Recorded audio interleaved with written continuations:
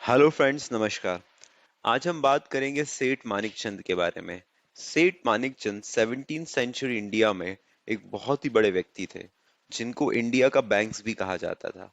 उस समय जब स्पाइसेस यूरोप की एक बहुत ही इंपॉर्टेंट कमोडिटी थी, एशियन कंट्रीज जैसे इंडिया स्पाइसेस का एक बहुत बड़ा सोर्स थी।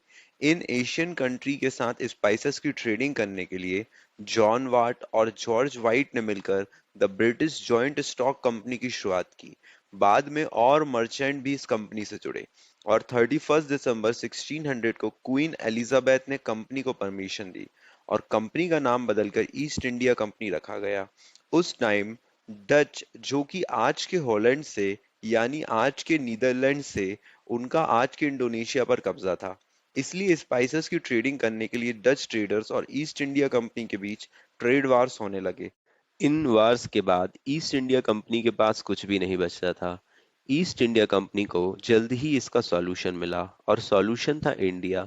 साल 1498 में Portuguese explorer Vasco the gamma India आए। तब यूरोप से इंडिया आने का सी रूट लाइमलाइट में आया। तब इंडिया बहुत ही वेल्दी कंट्री हुआ करती थी। Luxury goods, high quality fabrics, high quality spices, jewellery, इनका मानो इंडिया एक खजाना था।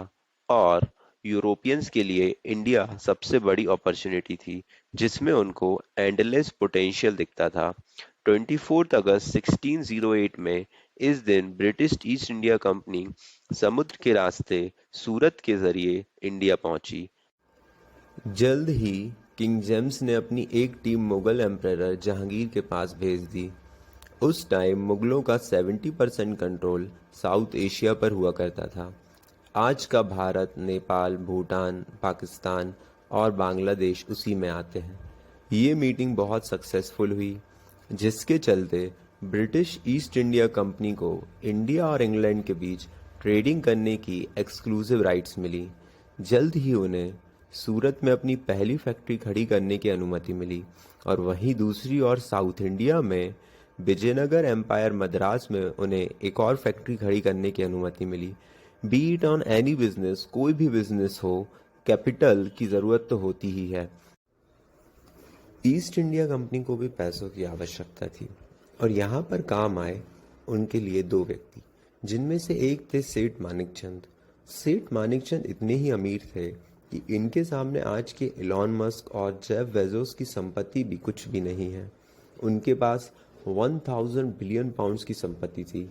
कुछ ब्रिटिश डॉक्यूमेंट्स के अनुसार पूरे इंग्लैंड के बैंक्स के पास भी इतना पैसा नहीं था जितना सेठ मानिकचंद के पास था।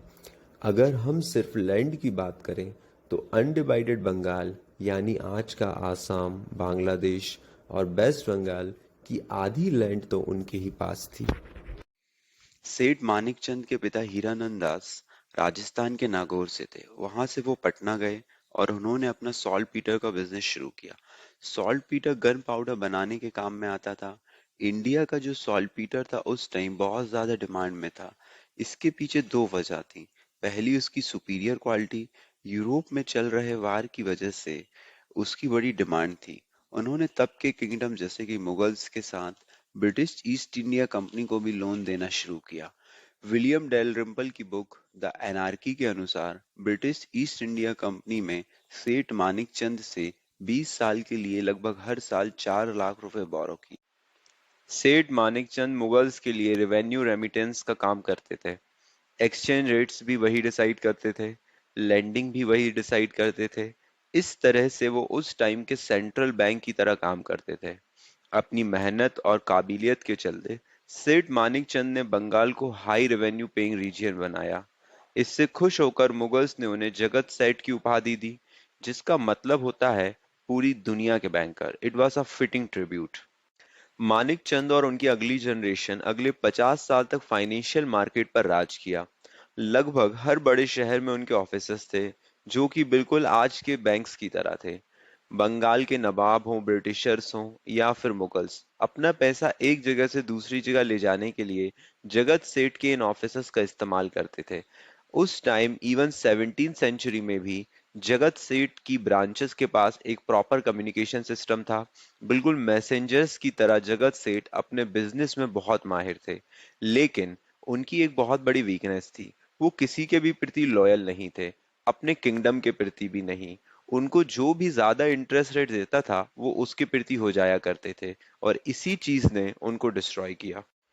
पोर्टुगीज, फ्रेंच और ब्रिटिशर्स को बहुत ज़्यादा मात्रा में फाइनेंस प्रोवाइड करने लगे, ताकि उन पैसों की मदद से वो आसानी से छोटे मोटे राज्यों को हरा सकें। और फिर ऐसा करके जगत सेठ बहुत ज़्यादा इंटरेस्ट कमाने लगे। उसी बीच ईस्ट इंडिया कंपनी ने मीर कासिम को बंगाल का नवाब बनाया, लेकिन जल्द ही मीर कासिम और ईस्ट इंडिया कंपनी के बीच सेस को लेकर अनबन होने लगी, क्योंकि मीर कासिम ने फॉरेन ट्रेड्स पर 9% की ड्यूटी लगाई थी, जिसे देने से ईस्ट इंडिया कंपनी ने मना कर दिया था। और मीर कासिम का जो बर्ताव था उन्हें पसंद नहीं आया, और मीर कासिम ने लोकल ट्रेडर्स पर जो टैक्सेस थे उनको भी हटा दिया। ऐसा करने से ईस्ट इंडिया कंपनी नाराज हो गई, क्योंकि पहले लोकल ट्रेडर्स को भी टैक्स पे करना होता था, वही ईस्ट इंडिया कंपनी को टैक्स नहीं पे करना होता था, जिसकी वजह से ईस्ट इंडिया कंपनी के जो प्रोडक्ट्स थे वो कम दाम में मिलते थे, और कंपटीशन में इससे उनको एडवांटेज मिलता था। लेकिन वहीं पर लोकल ट्रेडर्स के टैक्सेस को हटाने के बाद मानो ईस्ट इंडिया कंपनी का एडवांटेज चला गया था, जिसके चलते मीर कासिम और ईस्ट इंडिया कंपनी के बीच लगातार छोटी मोटी लड़ाइयाँ होने लगीं। इसी बीच मीर कासिम ने ये आरोप लगाया